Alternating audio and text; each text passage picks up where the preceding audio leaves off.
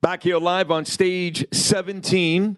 Always nice to be here. Always do a big-time podcast when we're live here from stage 17. You can see behind me the cover of my book, You're Wrong and You're Ugly, which like 3 people bought. But it's still available at Amazon.com and BarnesandNoble.com. It is titled You're Wrong and You're Ugly. That is the name of this podcast. Neither one of those applies to my next guest, who is a monster superstar.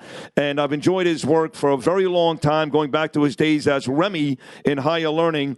And that is the brilliant comedian, actor, provocateur.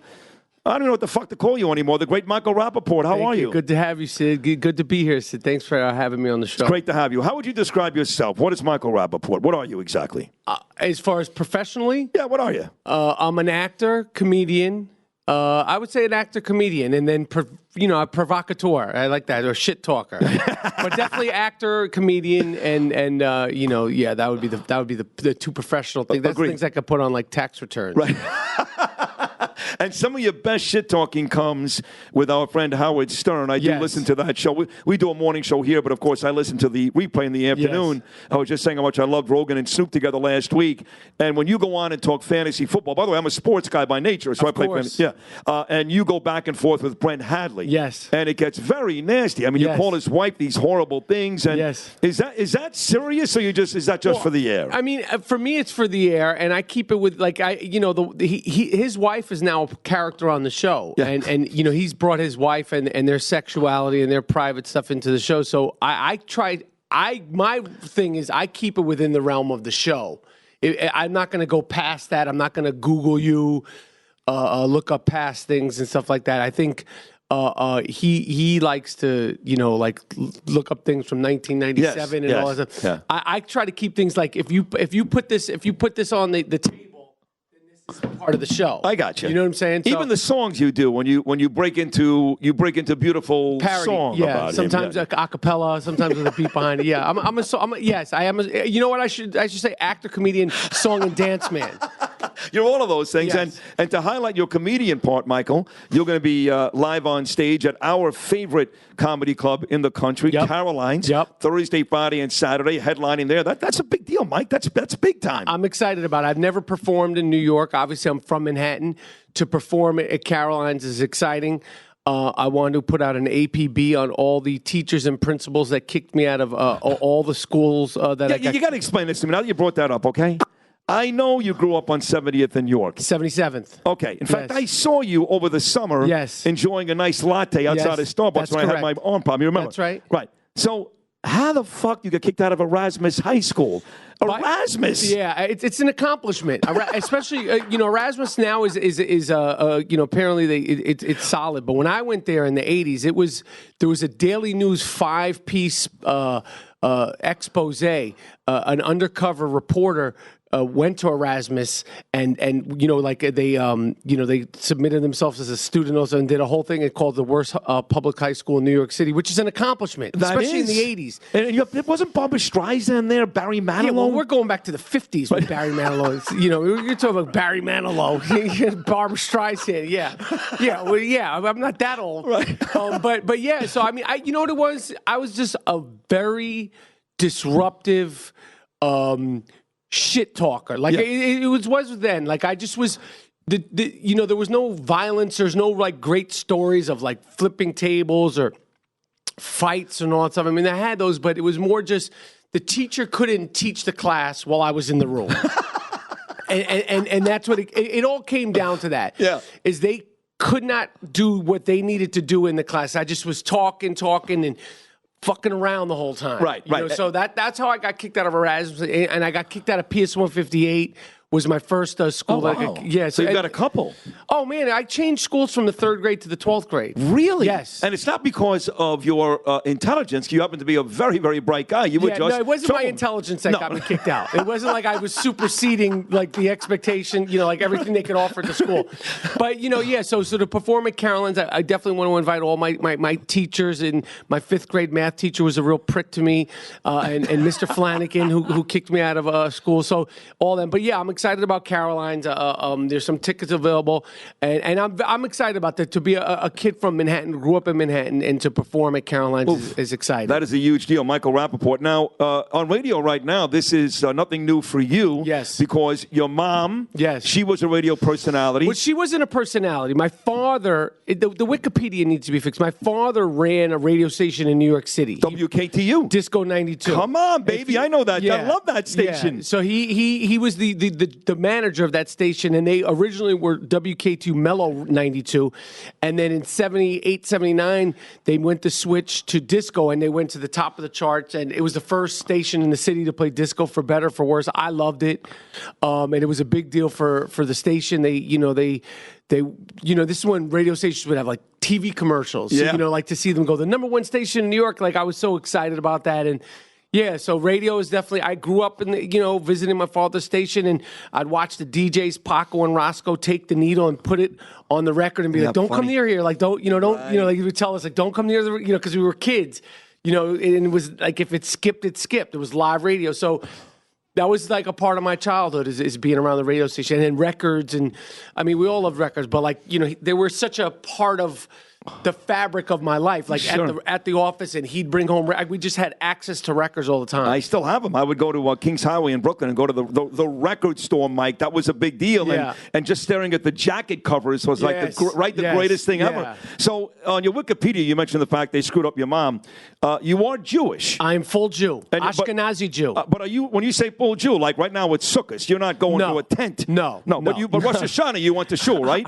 Yom Kippur, you fasted, right? Yeah, I fasted. No, did you really? No. But I'm Jewish, and I wasn't raised, very religious, but for me, and it's probably something you discussed too, because you're a Jew and you're Jewish, right? I am Jewish, yes. Full Jew. Well, I mean, I'm kind of like you. Yes. I'm good for a veal parmesan on night 3 at Passover. Right, but you're full Jew. Oh no, I will fuck somebody up if they make fun of the Jewish religion. I mean, I can do that, by the way. Yes, so I know. Yeah, that's how I am. But to me, it's for me the way it was in my house. It was a cultural thing. It's cultural more so than religious for my family. But it's a very much a part of my identity, and I'm a full Jew. This goes to show what a great actor you are. 100% Jew. 100% Jew, everybody. Michael Ashkenazi Rapaport. Jew. Silverback Jew. That's what we call silverback That's Jews. right. Rare silverback Very Jew. rare. And so going back to one of your great acting performances many years ago in Higher Learning, Singleton's movie, when you played Remy, you played a skinhead Nazi. Yeah. And for a guy that just now professed to be 100% Jew, you played that part brilliantly. Thank you. And you shot Tyra Banks, you son of a bitch. Yes. Well, they paid me to shoot her, so I had to shoot her. It was directed by the late John Singleton, who unfortunately passed away. He's such a good dude. And, John Singleton gave so many people their breaks, from Ice Cube as an actor to Regina King, Academy Award actor, Cole Hauser. There's just a handful of people that got Morris Chestnut, Cuba Gooding, who's in his stuff now, but he revised Lawrence Fishburne's career. Lawrence Fishburne was nowhere when Boys in the Hood came out. So I just have to, and he just was he was a good guy, so it was a damn shame. But yeah, it was a great opportunity. And as an actor, you don't think like, well, I'm a Jewish guy playing. You just like, I want to do as many parts and be as diverse as an actor and show my repertoire. So I just did it and I jumped all in. And we all want to be Brando, De Niro, and Al Pacino. And like what would they do? They think twice about what the origins of it. But it was a great opportunity,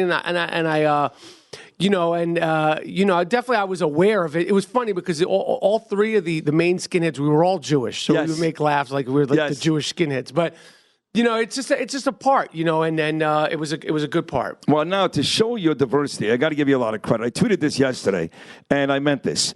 We never, ever miss Atypical. Yes. So you're a guy that can go on Howard Stern's show and curse up a storm, be very, very funny. Yeah. You can play a skinhead. Yeah. And yet in this role, in Atypical. Yeah. Now, my son, just so you know, has a disability. He's got dyspraxia. Dyspraxia, Michael, is very, very similar to autism. For my son, it's more physical, but it's very similar. And my son son watches the show. He's 10 years old, and he loves it. That's so cool. And he loves Sam. But your character, Doug, so cool. you talk about a guy that can go from this maniac to this funny to this.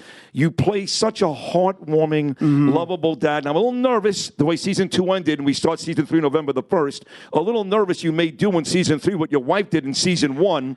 That seems to be the way you're going with the lady with the other kid. But you are brilliant, Michael, in that role. I appreciate that. You know, I love the show. It's really struck a chord with people and kids. You know, and you know, some kids with disabilities, some kids without. It is a fun character to play. It's not fun because the character's not very fun. He's sort of emotionally, I say repressed. Like he has a hard time articulating his feelings, which is not something I have. Right. That shows what a good actor you are. And by the way, some of that is Elsa's fault, played brilliantly by Jennifer Jason Leigh. Academy Award nominated, iconic. She beat you down. She cheated on you. She beat me down. So I love the show, and we are coming back the 1st of November, and it's the third season on Atypical. And you know, the response, I've done a lot of things, but the response that people have, a lot of men too, that I've met, that are, you know, that have, similar situations or kids with disabilities.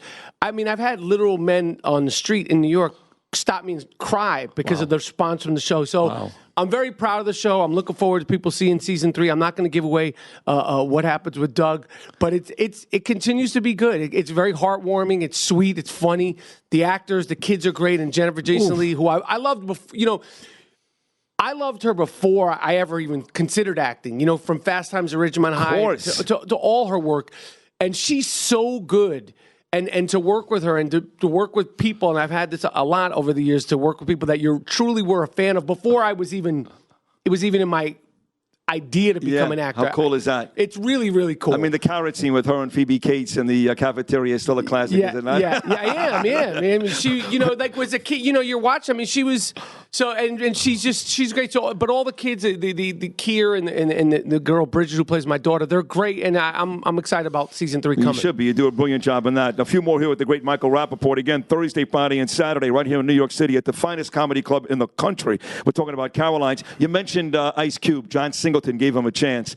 We actually have had Ice Cube in studio every year before this Big 3 starts. Yeah. And you were on the court last year when Nancy Lieberman became the first woman to win a championship. We'll get to your basketball thoughts in a second. We know you're a big basketball enthusiast, and it's been in the news lately. You do a terrific job with that, too. I thought the night of the championship on the court in Brooklyn, you did a fantastic job. Thank you. So it's just so much fun. I love, you know, like when I wasn't thinking about being an actor, like my whole childhood was spent preparing to make it to the NBA. Right. Which you were good, right? You were really good. I was good for, you know... for the JCC, for a white Jewish kid. Yeah, but you know, the gap, when you're like... I was good till I was about 15, but when you're about 15, 16, the gap separates so wide so quickly. Yeah. But I loved it. I grew up playing ball. It was a huge... It was my whole childhood. And I'm such a fan of basketball. I love basketball. So to be a part of the Big 3 and be around the guys and get to know some of the players and, sort of, do my sideline reporting. It's a really, like, I feel like a kid because I love it. And Cube is such a, he's such a big picture guy, and the way he thinks and the stuff with his career, like even leaving NWA and to like start acting and then go from being this, you know, he had this persona and then start doing kids movies. He's always thinking 2 or 3 steps ahead. So he's cool, and I love the Big 3. He's one of the smartest guys actually in Hollywood today. No question about it. Now let's get to the NBA. Okay. I work with Bernard McGurk. You've been on our show before. Yep. He is a staunch conservative, loves Donald Trump, and people still loves him, huh? Still loves him. How could you still love him? Well, I'm going to ask you that. Well, you know what? Let's go right there. How can you still love him? Now, you didn't like him from day one, so you couldn't imagine anybody still loving him. But what is it about Trump that you really can't stand? You know what? Don't tell me he's a racist. No, forget that. You say staunch conservative. Yeah. There's the word conservative. Yeah. First of all, we're New Yorkers. We've seen this guy before there was president, and we never took him seriously. So you didn't like him before that? I mean, I didn't dislike him. Okay. I was just like, oh, this guy with his hair, and and he's... Did he tell you couldn't be on Celebrity Apprentice? Is that the problem? Never. But you say the word conservative. Yeah. There's just the cursing. You have young kid. Yeah. 10 years old? Yes. Okay. Did you ever imagine when you were a kid, Sid, that you would see who was the president when you were like 10? When I was 10 12, years old. 8, 9, 10. It was Jimmy Carter into Ronald Reagan. Did you ever imagine you'd see just the cursing, just the grabbing by the pussy, just the insulting of women, just the insulting of John McCain, fellow Republican, a dead guy. Just forget the policies, forget racist, not racist, forget any of that. Just that. Did you ever imagine when you were a kid, when we were kids, like the president, whether we liked him or not before we understood Democrat, Republican, did you ever imagine that would, like Jimmy Carter be like, yeah, that's bullshit. He's an asshole. This guy's wife is this guy's ugly. His wife, I mean, just that. No, I hear you, but I will say this. But no, there's wait. not, I mean, so just that, like, so But wait, like, but the thing Mike- about the conservative, it's like, this is the anti. I got you, but he may say, I'll grab her by the pussy. You have no issue voting for guys like John Kennedy and Bill Clinton, who actually did grab him by the pussy. We all know. Sid, you know this guy. You're a New Yorker. I know him well. Where are you from? I'm from Brooklyn. You're a Brooklyn guy. I knew Trump from his boxing days. You're a Brooklyn dude. Yeah. You know bullshit when you see it. Yes, I do. And you know a bullshit. And whether or not Carter was full of shit, and Reagan was full of shit, and Clinton and his wife, and Obama, and the Bushes, and the this, and that, you know bullshit. You know what he was saying on the phone. So, but do you think it's good because, these guys got away with it, so it's good. Let him get away with it? Well, because, listen, you're a sports guy. I am. Okay? I'm sure you discussed it at nauseum in the last 3 seasons, the Giants. Should we get rid of Eli? Should we not get rid of Eli? Well, he won us the championships. Should we get rid of Eli? Should we not get rid of Eli? Forget a policy. Maybe it's time to bring the second guy off the bench now. And I'm saying like Mike Pence? No, I'm saying it's like this guy, like maybe it's time to move forward because it's not about for me, if I came on this show 3 years ago and you talked to me about politics, you wouldn't know. Nothing. It's funny. A lot of us are I'm like going that. to keep it told and I'm not even educated now, but I'm just like the rabble rousing, the provocativeness of a president. He's not a shock jock. He's not a talk show host. He's not a podcast host. He's not an Instagram star. Well, he is kind of. He is the president, but he's all those things right now. Well, let me ask you this: Does the possibility of one of these Democrat candidates, Michael Rapaport? I'm not impressed with them either. Well, that's what I'm saying. You want one of these people to take over the country and set it down? You want Liz Warren to be president, Mike? There has to be something to like. It's such a frenzy right now, and the chaos, and the heightened, I'm sure there's been people I'm sure in the last 3 years there's people that you were friends with before that you're like, I just can't even talk to this guy anymore. Sister. Right. No, it's so bad, Mike. It's so bad. But Sid, at the end of the day, whether he gets nominated for another year, whether he stays 1 year or 4 more years, at the end of the day, your sister's going to be your sister. Yeah. And it's like, we're going to have to clean this shit up. We're going to be, whether we're staying, we love him, we don't love him, he's going to go away at some point, and we're going to clean it up. But you as a New Yorker, you know bullshit. Listen, we smell it. I call his bullshit out. I'm not a staunch Trump supporter. I'm one of those guys that think he's done a good job, better than I thought he would do. He's certainly better than the choices out there right now, but I call out his bullshit, and he does bullshit. There's no question about it. I mean, but it's even, they all bullshit, but the provocativeness of the way a president speaks, and someone will say, well, Rapaport, you talk shit. I'm not the fucking president. I'm not the fucking president. Well, you could say, well, the pizza guy, he's not the president. The truck, he's not the president. Just to have some decency of the office. And so it's like, and going forward, whether he wins, doesn't win, gets impeached, doesn't be like, the bar has been lowered. It's been fucking lowered. And just that alone, forget policies, forget what's going on, in Turkey and with the Kurds. Forget any of that. Forget any of that. Forget the Russia. Just like the respect. Like, you're a guy, you come in show, like, you know how to behave on the. If I came on your show, live radio, and I'm like, this asshole and this bullshit, what were you going to do? You're going to you can't come back. This guy's cursing on my radio show. Yes, that would be the case. And I'm just a guest, but I'm not the. So just as a guest, you'd be like, You can't have this guy on. But we accept this from the president? Listen, that's fair. Michael Rapaport. Now, listen, one of the other stories that is gaining headlines this week, and that was great, by the way. Mike, that's exactly what I wanted from you. Let's talk about LeBron James in China. Now, listen, I'm a big NBA guy like you, grew up a Knickerbocker fan like you. I spent 16 years in Boca Raton. I was down there when LeBron James came there, and I covered. Oh, yeah, I was there for all those years. Pat Riley's a friend of mine. I was there for LeBron. Dwayne Wade, I was with just last Monday night at a dinner here in New York City. You saw Chris Bosh, saw it all. And I got to know LeBron, and he was a super guy. I think he's made a big mistake this week. Okay, you agree with that? Huge. Why would he do that? Why would LeBron James do? And why do you think he made a mistake? Because I know you love him in the game as much as anybody. No, I mean, I've always had problems with LeBron. That being said, I'll just clarify that, number one, I think he, for the most part, everybody's good guys. You know, we could sit here and talk. You meet a person, 99.9% of the people are good guys. He does a lot of philanthropy. But I think he's the fakest guy in the league. Really? Oh, yeah. I think he continues to... Give me an example of why he's the fakest guy in the league. Give me one. I agree with you. I think, you know, one. Like, I mean, just a simple example of, you know, when they fired David Blatt, and he's just like, well, I just work. I didn't know. I was as surprised as ever. Really? Well, Brown, too, even before David. I didn't know they fired the coach. Oh, I'm just a guy. I was just shocked. Like, just that. Right? You had no idea. You know, Carmelo, who we could talk about whether or not he's a good player, great player, Hall of Fame player or not. This is your friend. You don't got to get him a tryout for your team? True.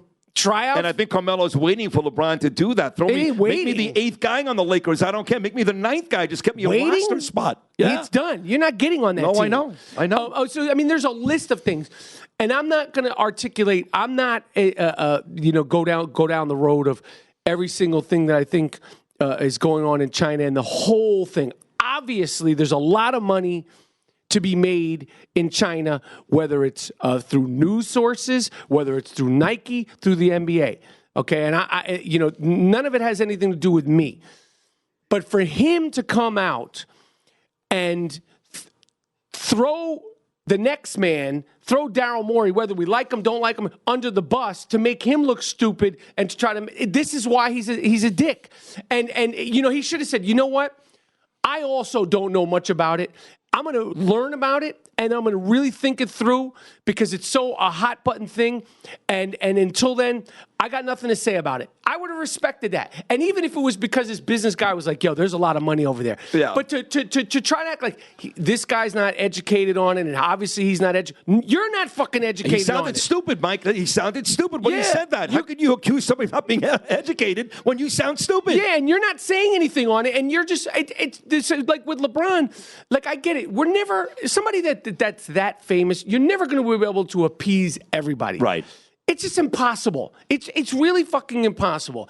Unless you really keep it close to the vest, like someone like Leonardo DiCaprio. Yeah. This is a guy who... You grew up with him, by the way. Like your early movies were with Leo. I know that. And DiCaprio, you'd be hard-pressed to find anybody that... Like, all the sets that he's on, all the people that he comes across, he's the focal point of every movie, craft service, the assistants to this, they're all... No one has anything bad to say about him. Right. That's hard. It's like when Jeter, before he left the Yankees, it's like, you might not like him, but no one has it. It's not easy to do. So I understand that kind of fame, and LeBron is super famous.